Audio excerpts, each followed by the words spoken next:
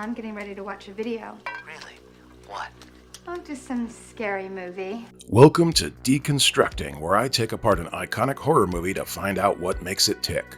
With the premiere of the 5th film in this series just around the corner, it's the perfect time to break down the original 1996 classic, which resurrected the long-dead slasher subgenre and kicked off a new wave of 90s horror. When a hot new screenwriter teams up with an iconic director, fan expectations tend to be pretty high and also really hard to live up to. But not many folks expected this film to kick off one of the most popular and successful horror franchises ever made. I don't have nearly enough time in a single episode to explore all the twists and turns of every sequel, not to mention the spin-off TV series, so I'm going to stick to the OG classic today.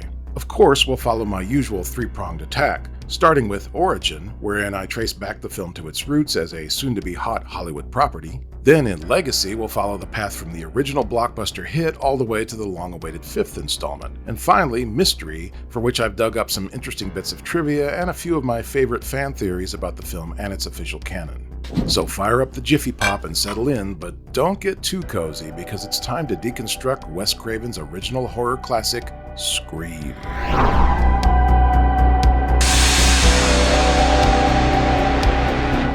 I want to thank you guys for watching Deconstructing and ask that if you enjoy our shows, please subscribe to our channel right now. Like this video and click on the bell so you can be notified each time a new video goes up. And now, back to the show.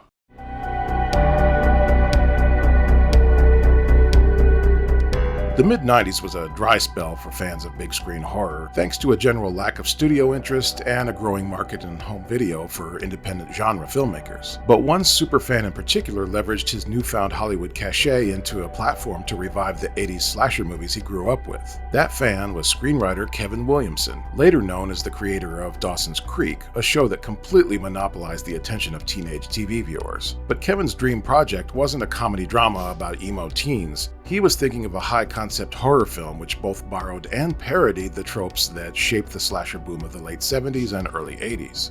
The catalyst for Kevin's concept was the real-life crime spree of serial killer Dan Rolling, alias the Gainesville Ripper. Before Rolling was apprehended in 1990, his reign of terror led to the deaths of 8 people, 5 of which were college students, all murdered on the same night. Rolling's grisly MO included posing the mutilated bodies of his victims in gruesome displays. The Ripper case terrified Williamson, who started thinking about the concept of home invasion and how easy it would be for a psychopath to break into a potential victim's home.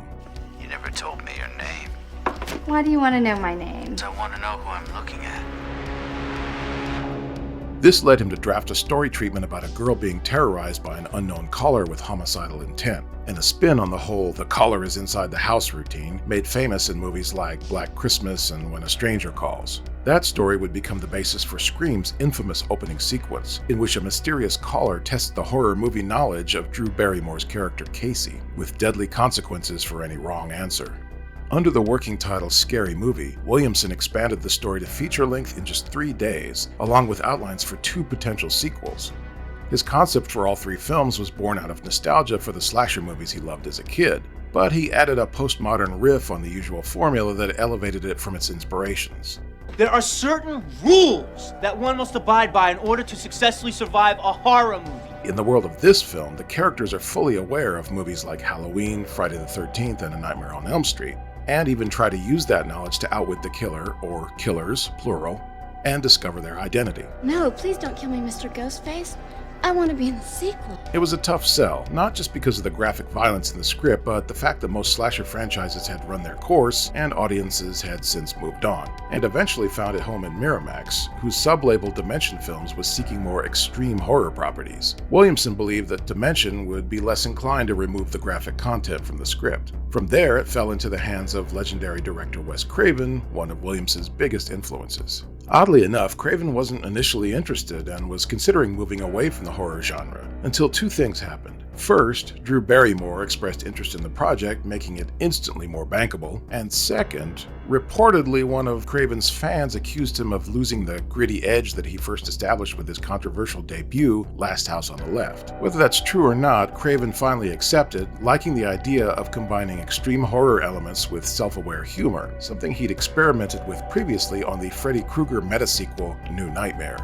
Miramax producer Bob Weinstein, the non-criminal Weinstein brother, was reluctant to greenlight a horror comedy mashup, but changed his mind when Craven began showing him completed scenes. He did, however, decide to drop the title Scary Movie and go with Scream instead. In a fitting twist, the working title would be appropriated by a genuine parody film which launched a franchise of its own. Another variation on the slasher formula was to cast name actors instead of unknowns, a choice which became the norm for most of 90s horror. Barrymore was the first name actor to take interest, and the studio offered her the lead role of Sidney Prescott. Due to scheduling conflicts, she had to take a smaller role, which actually worked to the film's advantage. While her performance as Casey in many ways defined the film's popularity, her shocking death establishes one of Joe Bob Briggs' rules for a successful horror movie: anyone can die at any time. For the other roles, the studio mostly cast well-known television stars, starting with Neve Campbell from the hit show Party of Five and Courtney Cox from Friends. Co-star Skeet Ulrich reminded the producers of Johnny Depp's breakout role in A Nightmare on Elm Street, and actors Matthew Lillard, Rose McGowan, and Jamie Kennedy were cast for their combination of improv skills and comic timing. David Arquette's audition for Deputy Dewey convinced Craven to add comic elements to that character, which was originally played straight in the script. Gruesome practical makeup work from the K&B Effects group was the bloody cherry on top of what would become a landmark in slasher history.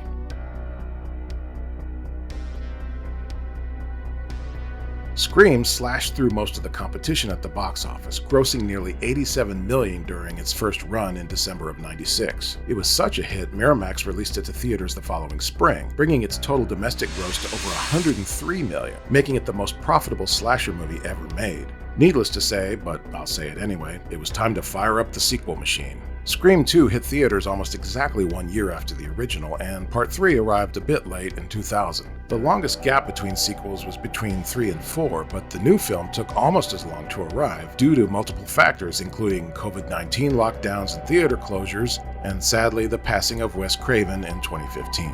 Between the release of the fourth and fifth feature films, Scream also spun off a popular series on MTV and later Netflix. The image of the masked killer nicknamed Ghostface quickly became a horror icon for the 90s and early aughts, and the likeness shows up on new merchandise even today. Of course, Ghostface became the go-to Halloween costume throughout the decade following the first film's release, which is kind of funny considering the design was based on a Halloween costume itself, and there's an interesting story about that in our next section.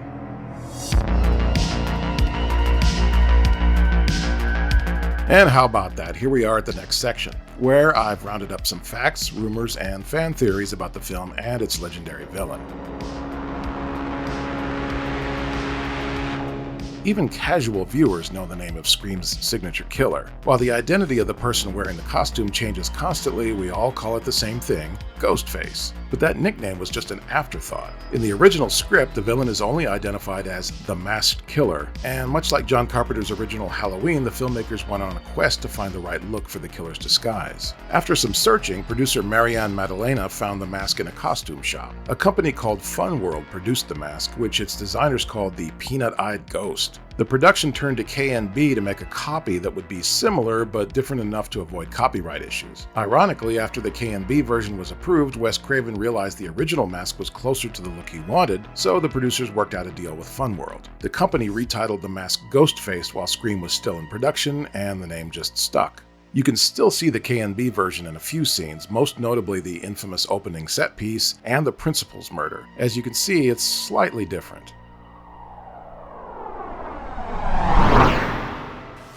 Scary movies? Uh-huh. What's your favorite scary movie? I don't know. You have to have a favorite. What comes to mind?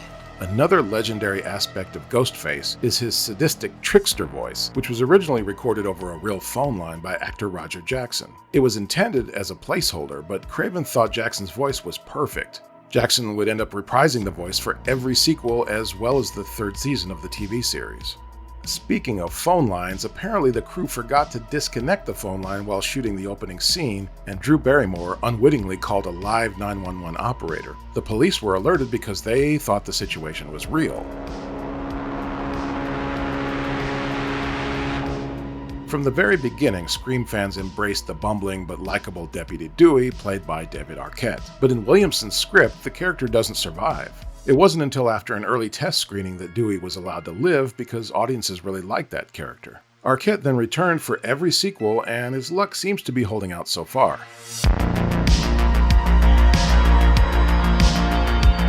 As we established, Kevin Williamson scattered little tributes to the horror flicks of his youth throughout the story, and during production they added even more gifts for observant fans. Some are obvious, like Wes Craven's cameo as a janitor dressed like Freddy Krueger. Damn little shits. What'd you call me? Huh? Not your friend. In fact, that's the very same costume worn by Robert Englund in the original Nightmare on Elm Street. Exorcist star Linda Blair has a memorable cameo, and she had previously worked with Wes Craven on the 1978 TV movie Summer of Fear, also known as Stranger in Our House. Today's horror fans may not even blink at the gory scenes in the uncut version of Scream, but back in '96, the blood splatter and gut spilling was just too much for the MPAA to handle, and they kept sending it back branded NC-17. Craven finally convinced the review board that the comedy elements helped to offset the violence, and on the 9th try, they finally agreed. I hope you enjoy this little refresher while you wait for the 5th film to hit theaters. I couldn't fit all the trivia and fan theories into a single episode, so if you have some of your own, please share them with us in the comments. Thanks for watching! This is the moment when the supposedly dead killer comes back to life for one last scare. Not in my movie.